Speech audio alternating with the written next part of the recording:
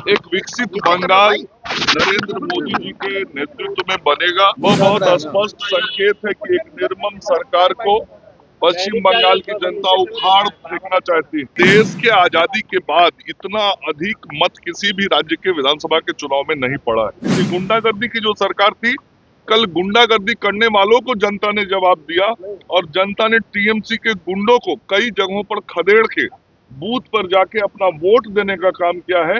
बंगाल में कल प्रथम चरण का मतदान संपन्न हुआ, बम्पर वोटिंग हुई और कहीं ना कहीं ये अब जरूर बहस का मुद्दा है कि क्या इस बार बंगाल में किसकी सरकार बनेगी। क्या बीजेपी ने जो रणनीति बनाई थी वो सफल होगी या नहीं।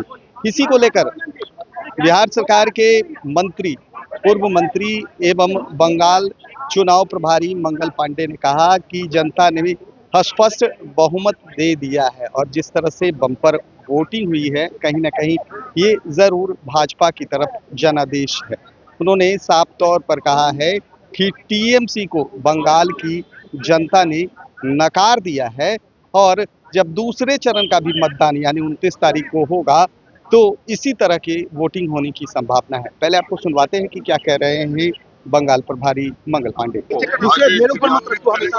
बंगाल एक विकसित बंगाल नरेंद्र मोदी जी के नेतृत्व में बनेगा और बंगाल की जनता ने कल जिस प्रकार से मतदान किया है वो बहुत स्पष्ट संकेत है कि एक निर्मम सरकार को पश्चिम बंगाल की जनता उखाड़ फेंकना चाहती है और देश के इतिहास में सर्वाधिक मतदान करके बंगाल की जनता ने बहुत ही स्पष्ट संदेश दे दिया है। और दूसरे फेज का भी जो मतदान होगा, दूसरे फेज के भी मतदान में इसी प्रकार की मतदान होने की पूरी संभावना है, चूंकि जनता पूरी तरीके से तैयार। कल हिंसा बड़ी भयंकर स्तर पर हुआ, प्रत्याशियों को भी बहुत साफ है कि देश के आजादी के बाद इतना अधिक मत किसी भी राज्य के विधानसभा के चुनाव में नहीं पड़ा है। मतलब जनता त्राहिमाम कर गई थी, ऊब गई थी सरकार से, किसी तरीके से मुक्ति पाना चाहती थी। गुंडागर्दी की जो सरकार थी, कल गुंडागर्दी करने वालों को जनता ने जवाब दिया और जनता ने टीएमसी के गुंडों को कई जगहों पर खदेड़ के बूथ पर जाके अपना वोट देने का काम किया है। तो पश्चिम बंगाल की जनता पूरी तरीके से जाग गई है परिवर्तन के लिए।